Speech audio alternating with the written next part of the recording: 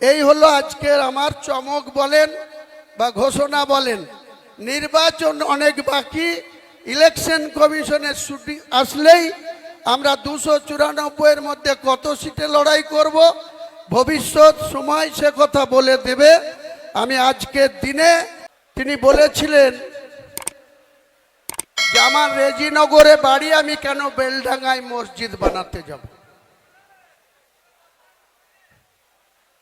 তো রেজিনগরে বাড়ি, বেলডাঙ্গায় মসজিদ করা যাবে না, এটা কোন সাংবিধানিক কথা, কোন মুসলিমের কোরআন হাদিসের কথা? ভারতবর্ষের যে কোনো প্রান্তে মুসলমান তার নামাজ আদায় করার জন্য আল্লাহর ঘর মসজিদ বানাতে পারে, পারে কি পারে না? তাহলে এই যে ক্রস মুসলিম, ক্রস কেন বলছি? এই জনাব ফিয়াদ হাকিমের বাবা বাড়ি ছিল বিহারের গয়াতে, ওনার মা ছিল একজন হিন্দু রমণী, হিন্দু মহিলা। তিনি আর পৃথিবীতে নেই, মৌলানা আজাদ কলেজের অধ্যাপিকা ছিলেন। তাহলে মা হিন্দু, বাবা মুসলিম, ওই জন্য ক্রস বললাম, অর্ধেক মুসলমান অর্ধেক হিন্দু।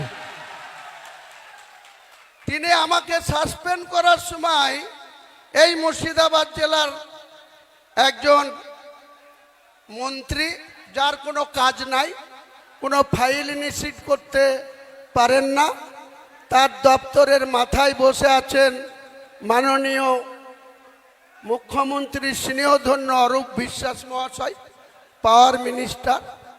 তার এমওএস আছেন আকরুজ্জামান। আমি একবার আমার এক নিকট আত্মীয়, এক বোন, মালদার ইংলিশ বাজারে বিয়ে হয়েছে, এই পাওয়ার দপ্তরে তিনি উচ্চ পদে আসীন আছে, একই জায়গায় পোস্টিং আছে প্রায় 10 বছর ধরে। এই আকরুজ্জামান আমার বন্ধু, একসঙ্গে দীর্ঘদিন কংগ্রেস করেছি। ওর বাবা হাবিবুর রহমান জঙ্গিপুরের দীর্ঘদিন 4 বারের কংগ্রেস দলের এমএলএ ছিল।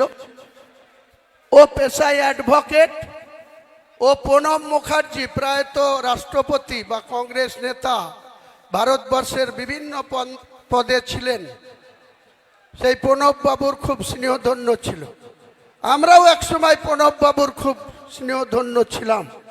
আমার বাড়ি থেকে বীরভূমের রেজিনগরের এমএলএ 2011-তে এদের কোনো এমএলএর কন্টেস্টিং তালিকায় না কংগ্রেসে না তৃণমূলে কোনো পার্টির সঙ্গে কোনো এরা তালিকাভুক্ত ছিল না।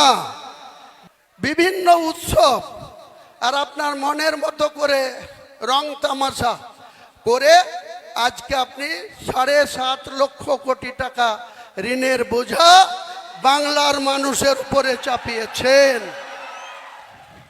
আপনাকে এর জবাব 2026-এ বাংলার মানুষ নেবে।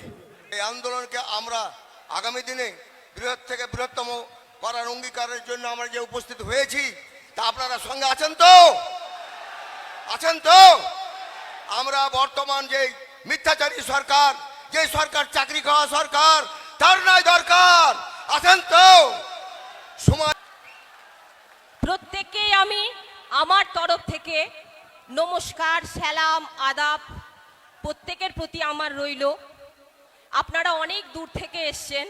আজকে যার ডাকে এখানে একটা পুরাতন দল করতাম আমি মুর্শিদাবাদ জেলায় 2007 সাল থেকে, তৃণমূল কংগ্রেস, এবং গত বোর্ডেও আমি তৃণমূল কংগ্রেসের মুর্শিদাবাদ জেলার এখনো সেক্রেটারি হয়ে আছি, বর্তমানে ছিলাম, আজকের পর থেকে আর সেটা নেই। সুতরাং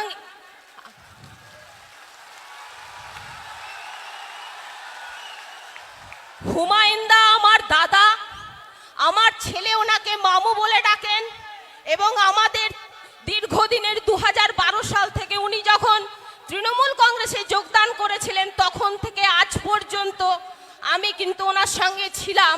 কিন্তু উনি বিগত দিনে যদি অন্য পার্টি করেছিলেন, কিন্তু সেই সময় উনি আমাকে কোনোদিনও বলেননি আসার জন্য, এবং আমিও কিন্তু ওনার সঙ্গে যাইনি। কিন্তু আমার মনে হয়েছে আমরা যেমন 2007 সাল থেকে 11 সাল যখন তৃণমূল কংগ্রেস ক্ষমতায় এসছিল, তখনও আমাদের চাওয়া পাওয়ার যেমন কিছু ছিল না, আজকে যখন দাদা আমাকে, আমি জানতাম না যে এত বড় সভায় দাদা আমাকে এত বড় গুরু দায়িত্ব দেবেন। আমি জানতাম না মুর্শিদাবাদ বিধানসভায় আমাকে কন্টেস্ট করতে হবে।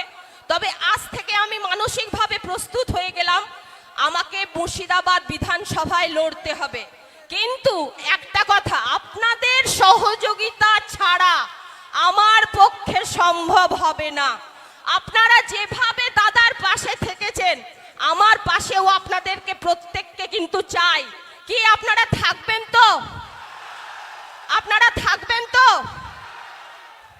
পৃথিবী, আমাদের যিনি সঞ্চালক মহাশয় ছিলেন আছেন, উনি একটা কথা বলছিলেন, সেই কথাটাই আমি বলছি যে পৃথিবীটা হোক মানুষের, ধর্ম থাকুক অন্তরে, মসজিদে আজান হোক, ঘন্টা বাজুক মন্দিরে।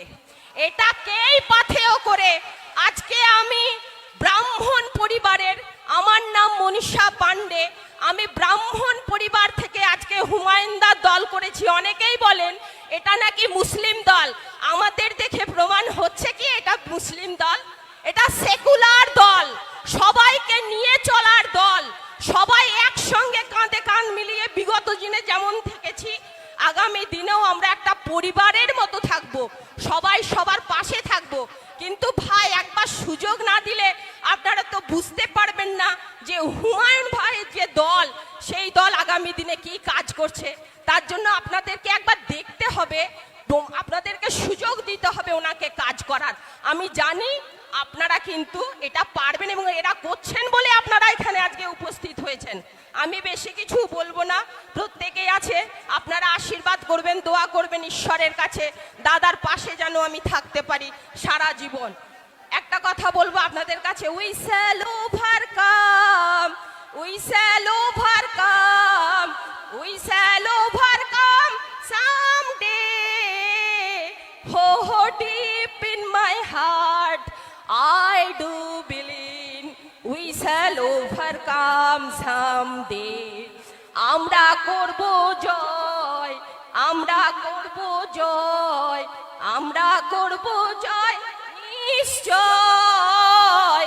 হো হো বুকের গভীরে আছে প্রত্যয়, আমরা করব জয় নিশ্চয়। আপনারা প্রত্যেকে ভালো থাকবেন, সুস্থ থাকবেন। জয় হিন্দ, বন্দে মাতারাম। আমার দাদা হুমায়ুন কবির সাহেব জিন্দাবাদ। প্রত্যেকে ভালো থাকবেন এবং সুস্থ থাকবেন।